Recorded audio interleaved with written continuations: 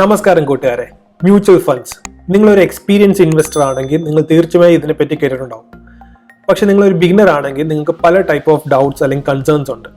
ഈ ഒരു വീഡിയോ സീരീസിനകത്ത് ഞാൻ കംപ്ലീറ്റ് മ്യൂച്വൽ ഫണ്ട്സിന്റെ ബേസിക്, എന്താണ് മ്യൂച്വൽ ഫണ്ട്സ്, എങ്ങനെയൊക്കെയാണ് മ്യൂച്വൽ ഫണ്ട്സ് കമ്പനീസ് ഹാൻഡിൽ ചെയ്യുന്നത്, എങ്ങനെ നിങ്ങൾക്ക് നിങ്ങളുടെ റിസ്ക് പ്രൊഫൈൽ അനുസരിച്ച് മ്യൂച്വൽ ഫണ്ട് സെലക്ട് ചെയ്യാം, എങ്ങനെ ഇൻഡസ്ട്രിയിൽ അവൈലബിൾ ടൂൾസ് വെച്ചിട്ട് നിങ്ങൾക്ക് മ്യൂച്വൽ ഫണ്ട് ഇൻവെസ്റ്റ് ചെയ്യാം, എൻ്റെ 4 വർഷത്തെ എക്സ്പീരിയൻസ്, ഞാൻ എന്തൊക്കെ ടൂൾസാണ് യൂസ് ചെയ്യുന്നത്, അപ്പോൾ അങ്ങനെയുള്ള എല്ലാ ഡീറ്റെയിൽസും ഈ ഒരു വീഡിയോ സീരീസിൽ കവർ ചെയ്യുന്നതായിരിക്കും. നിങ്ങളൊരു ബിഗിനർ ആണെങ്കിൽ നിങ്ങൾക്ക് തീർച്ചയായും ഈ ഒരു സീരീസ് ഭയങ്കര യൂസ്ഫുൾ ആയിരിക്കും.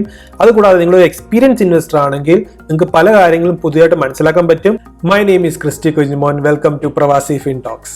ഈ ഒരു എപ്പിസോഡിൽ ഞാൻ കവർ ചെയ്യാൻ പോകുന്നത് വളരെ ബേസിക് കാര്യങ്ങളാണ്. എന്താണ് മ്യൂച്വൽ ഫണ്ട്സ്, എങ്ങനെയാണ് മ്യൂച്വൽ ഫണ്ടിനെ കമ്പനീസ് ക്രിയേറ്റ് ചെയ്യുന്നത്, അവരെങ്ങനെയാണ് മ്യൂച്വൽ ഫണ്ടിനെ ഹാൻഡിൽ ചെയ്യുന്നത്, മ്യൂച്വൽ ഫണ്ടിന് എങ്ങനെയാണ് വർക്ക് ചെയ്യുന്നത്, ഇതിന് അഡ്വാൻറ്റേജും ഡിസഡ്വാൻറ്റേജും എന്തൊക്കെയാണ്. വൺസ് നമ്മൾ ബേസിക് ഒക്കെ കവർ ചെയ്ത് കഴിഞ്ഞിട്ട് ഇനിയും വരാനുള്ള വീഡിയോസിൽ നമ്മൾ ഇതിൻ്റെ അഡ്വാൻസ് കാര്യങ്ങൾ നോക്കുന്നതായിരിക്കും. പലവർക്കുമുള്ള ഒരു തെറ്റിദ്ധാരണയാണ് മ്യൂച്വൽ ഫണ്ട് എന്ന് പറയുന്നത് പ്യൂറായിട്ട് സ്റ്റോക്ക് മാർക്കറ്റ് എന്നാണ്. പക്ഷെ അതല്ല എൻ്റെ സത്യം. സ്റ്റോക്ക് മാർക്കറ്റ് മ്യൂച്വൽ ഫണ്ടിൻ്റെ ജസ്റ്റ് ഒരു അസറ്റ് മാത്രമാണ്. അപ്പോൾ എന്താണ് മ്യൂച്വൽ ഫണ്ട്? ഒരു ഗ്രൂപ്പ് ഓഫ് ആൾക്കാർ ഒരുമിച്ച് വന്ന് ക്രിയേറ്റ് ചെയ്യുന്ന ഒരു ഫണ്ടിനെയാണ് മ്യൂച്വൽ ഫണ്ട് എന്ന് പറയുന്നത്. ഈ ഫണ്ടിനെ ഹാൻഡിൽ ചെയ്യുന്ന കമ്പനീനെയാണ് പറയുന്നത് AMC, അസറ്റ് മാനേജ്മെന്റ് കമ്പനി എന്ന്. അപ്പോൾ എന്താണ് AMC? AMCയുടെ പ്രൈമറി റെസ്പോൺസിബിലിറ്റി, ഈ AMCs അനലിസ്റ്റിനെ, റിസർച്ചേഴ്സിനെ ഹയർ ചെയ്തിട്ട് ഇവർ തീരുമാനിക്കും നമ്മൾ ഈ ക്രിയേറ്റ് ചെയ്ത ഫണ്ട് ഏതൊക്കെ അസറ്റ്സിലോട്ട് ഡിവൈഡ് ചെയ്യണം, അല്ലെങ്കിൽ ഇത്രത്തോളം പെർസെൻറ്റേജ് ഓരോ അസറ്റ്സിലോട്ട് ഡിവൈഡ് ചെയ്യണം എന്ന് ഈ AMC ആണ് ഡിസൈഡ് ചെയ്യുന്നത്. അപ്പോൾ നിങ്ങളിപ്പോൾ ചിന്തിക്കുന്നുണ്ടാവും, എന്താണ് ഈ അസറ്റ്സ്?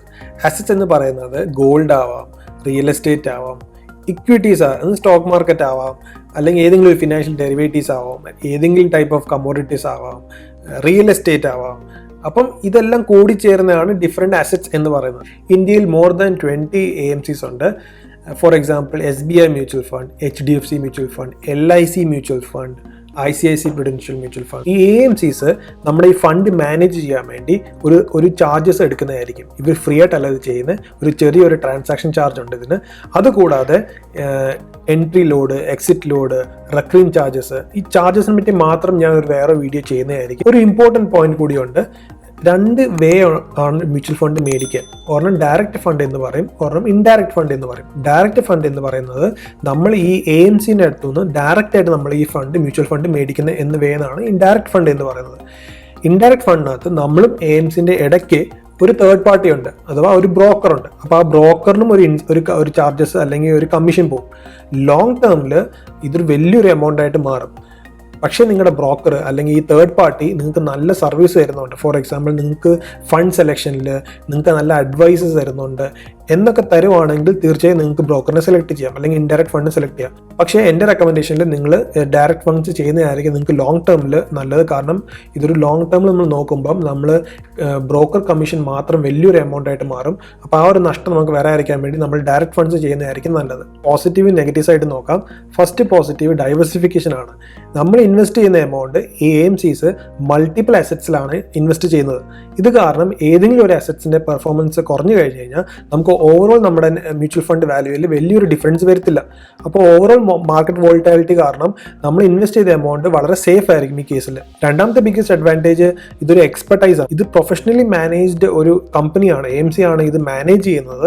അവർ പ്രോപ്പറായിട്ട് അനലിസ്റ്റിനെയും റിസർച്ചേഴ്സിനെയും വെച്ചിട്ടാണ് അവർ ഈ പെർസെൻറ്റേജ് ഓരോ അസറ്റ്സിലും എത്ര പെർസെൻറ്റ് ഇൻവെസ്റ്റ് ചെയ്യണം, ഏതൊക്കെ അസറ്റ്സിൽ ഇൻവെസ്റ്റ് ചെയ്യണം എന്ന് അവർ തീരുമാനിക്കുന്നത്. നമ്മൾ ഇത് മാനുവലി ചെയ്യാൻ തുടങ്ങി കഴിഞ്ഞ് കഴിഞ്ഞാൽ നമുക്ക് കുറേ ടൈം പോകും. അതുകൂടാതെ കുറേ ബ്രോക്കറേജ് ചാർജസ് വരും. അതുകൂടാതെ നമുക്ക് ഓരോ അസറ്റ്സിനെ പറ്റി നമ്മൾ പഠിക്കേണ്ടി വരും നല്ല രീതിയിൽ. അപ്പം നമുക്ക് കുറേ ടൈം ഇൻവെസ്റ്റ് ചെയ്യേണ്ടി വരും. പക്ഷെ നമുക്ക് ഈ ഉള്ള സർവീസ് എല്ലാം ഈ ഒരു AMC ത്രൂ നമുക്ക് ലഭിക്കും. മൂന്നാമത് വരുന്ന അഡ്വാൻറ്റേജ് ആണ് എക്സ്പെൻസ് റേഷ്യോ. ഞാൻ നേരത്തെ പറഞ്ഞ പോലെ ഇതിന് നമ്മൾ മ്യൂച്വൽ ഫണ്ട് മാനേജ് ചെയ്യാൻ വേണ്ടി AMCs ഒരു ചാർജ് എടുക്കുന്നുണ്ട്. അപ്പോൾ അതിന് പറയുന്നതാണ് എക്സ്പെൻസ് റേഷ്യോ.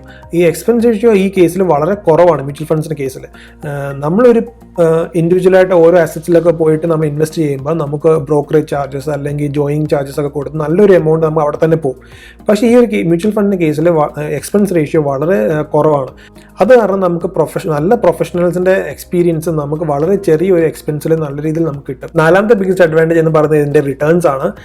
നമ്മളൊരു കഴിഞ്ഞ ഒരു 7 ഇയേഴ്സിൻ്റെ റിട്ടേൺസ് എടുത്ത് നോക്കുകയാണെങ്കിൽ ഒരു 98% മ്യൂച്വൽ ഫണ്ട്സിലും മോർ ദാൻ ബാങ്ക് ഡെപ്പോസിറ്റ് അല്ലെങ്കിൽ റെക്കറിംഗ് ഡെപ്പോസിറ്റിനെക്കാളും കൂടുതൽ റിട്ടേൺസ് നമുക്ക് കിട്ടിയിട്ടുണ്ട്. അത് വളരെ നല്ലൊരു സൈനാണ്. നല്ല രീതിയിൽ മ്യൂച്വൽ ഫണ്ട്സിനെ സെലക്ട് ചെയ്തെടുത്ത് കഴിഞ്ഞ് കഴിഞ്ഞാൽ നമുക്ക് ലോങ് ടേമിൽ 14 to 15 അല്ലെങ്കിൽ 16% വരെ റിട്ടേൺസ് കിട്ടാൻ പറ്റിയ മ്യൂച്വൽ ഫണ്ട്സ് ഉണ്ട്. നെഗറ്റീവ് സൈഡ് കൂടി നോക്കാം. AMC ആണ് ഈ മ്യൂച്വൽ ഫണ്ടിനെ ഹാൻഡിൽ ചെയ്യുന്നത്. ഈ AMC എന്ന് പറയുന്നത് എൻഡ് ഓഫ് ദ ഡേ ഒരു പ്രൊഫഷണൽ കമ്പനിയാണ്. അപ്പോൾ അവരുടെ ഗോൾ മാക്സിമം പ്രോഫിറ്റ് ഉണ്ടാക്കുക എന്നാണ്. മാക്സിമം പ്രോഫിറ്റ് ഉണ്ടാക്കാൻ വേണ്ടി ഇവർ ഈ മ്യൂച്വൽ ഫണ്ടിനെ പറ്റി അഡ്വർടൈസ്മെന്റ് ഭയങ്കരമായിട്ട് ചെയ്യും. കുറേ ഏജൻസിനെ അവർ വെക്കും, കുറേ കോൾസ് ചെയ്യും. അവർ കുറച്ച് ടൈമുള്ളിൽ മാക്സിമം ഇൻവെസ്റ്റ്മെന്റ് കൊണ്ടുവരാൻ നോക്കും. അപ്പോൾ ഇത് കാരണം സംഭവിക്കുന്നത് ഇവർക്ക് നല്ലൊരു പെർസെൻറ്റേജ് അറൌണ്ട് 1 to 2% ഇവർക്ക് കമ്മീഷനായിട്ട് ലഭിക്കും. അപ്പോൾ നിങ്ങളുടെ ഫണ്ട് പെർഫോം ചെയ്തില്ലെങ്കിലും പെർഫോം ചെയ്യുവാണെങ്കിലും ഇവർക്ക് കിട്ടാനുള്ള പെർസെൻറ്റേജ് എന്തായാലും കിട്ടിയിരിക്കും. അപ്പോൾ ഇതൊരു വലിയൊരു ഡ്രോബാക്ക് ആണ് ഇതിൻ്റെ. രണ്ടാമതിൻ്റെ നെഗറ്റീവ് സൈഡാണ് ഫണ്ട് സെലക്ഷൻ. മാർക്കറ്റിൽ പല ടൈപ്പ് ഓഫ് മ്യൂച്വൽ ഫണ്ട്സ് ഉണ്ട്.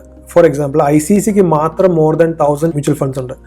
അപ്പോൾ ആസ് എ ഇൻവെസ്റ്റർ നിങ്ങളൊരു ഫണ്ട് സെലക്ട് ചെയ്യുക അല്ലെങ്കിൽ നിങ്ങളൊരു AMCനെ സെലക്ട് ചെയ്യുക എന്ന് പറഞ്ഞ് വളരെ ബുദ്ധിമുട്ടാണ് ആ പ്രോസസ്സ്. ഈ ഫണ്ട് എങ്ങനെ സെലക്ട് ചെയ്യണം, എപ്പം സെല് ചെയ്യണം എന്നുള്ള ടൈമിങ്സ് ഒക്കെ നമുക്ക് ആസ് എ ഇൻവെസ്റ്റർ നമുക്ക് വളരെ ബുദ്ധിമുട്ടാണ്. ഇതിനെപ്പറ്റി മാത്രം ഞാനൊരു വീഡിയോ പിന്നെ ചെയ്യുന്നതായിരിക്കും. ആ വീഡിയോയിൽ എങ്ങനെ ഫണ്ട് സെലക്ട് ചെയ്യണം, ഏത് ടൈപ്പ് ഓഫ് ഫണ്ട് സെലക്ട് ചെയ്യണം, ഏതൊക്കെ തേർഡ് പാർട്ടി ത്രൂ നമുക്ക് ഫണ്ട് സെലക്ഷൻ ചെയ്യാൻ പറ്റും എന്നുള്ള കാര്യങ്ങൾ നമ്മൾ വേറൊരു വീഡിയോയിൽ കവർ ചെയ്യുന്നതായിരിക്കും. രണ്ടാമത്തെ ഇതിൻ്റെ ഒരു ബിഗസ്റ്റ് ഡിസഡ്വാൻറ്റേജ് എന്ന് പറയുന്നത് ഫണ്ട് സൈസാണ്. ഒരു പോയിന്റ് കഴിഞ്ഞ് കഴിയുമ്പം ഈ ഫണ്ട് സൈസ് വളരെ വലിയൊരു ഫണ്ടാവും. അപ്പോൾ അത് കാരണം റിട്ടേൺസ് വളരെ കുറവായിരിക്കും പിന്നെ ലഭിക്കുന്നത്.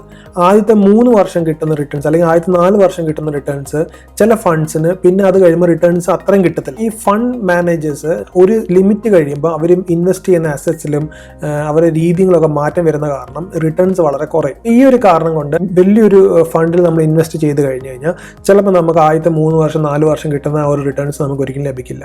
എല്ലാവർക്കും മ്യൂച്വൽ ഫണ്ടിന്റെ ബേസിക് ക്ലിയർ ആയെന്ന് വിചാരിക്കുന്നു. എന്തെങ്കിലും ഡൗട്ട്സ് കൺസേൺസ് എന്തെങ്കിലും ഉണ്ടെങ്കിൽ നിങ്ങൾ കമന്റ്സിൽ അറിയിക്കുക, ഞാൻ റിപ്ലൈ ചെയ്യാം. ഇനി വരെയുള്ള വീഡിയോയിൽ നമ്മൾ മ്യൂച്വൽ ഫണ്ട് ഏതൊക്കെ ടൈപ്പ് ഓഫ് മ്യൂച്വൽ ഫണ്ട്സ് ഉണ്ട്, എങ്ങനെ ഇൻവെസ്റ്റ് ചെയ്യാം, ഗോൾ ബേസ്ഡ് ഇൻവെസ്റ്റിംഗ് എന്താണ് എന്നുള്ള കാര്യങ്ങളെല്ലാം നമ്മൾ ഇനി ഈ സീരീസിൽ കവർ ചെയ്യുന്നതായിരിക്കും.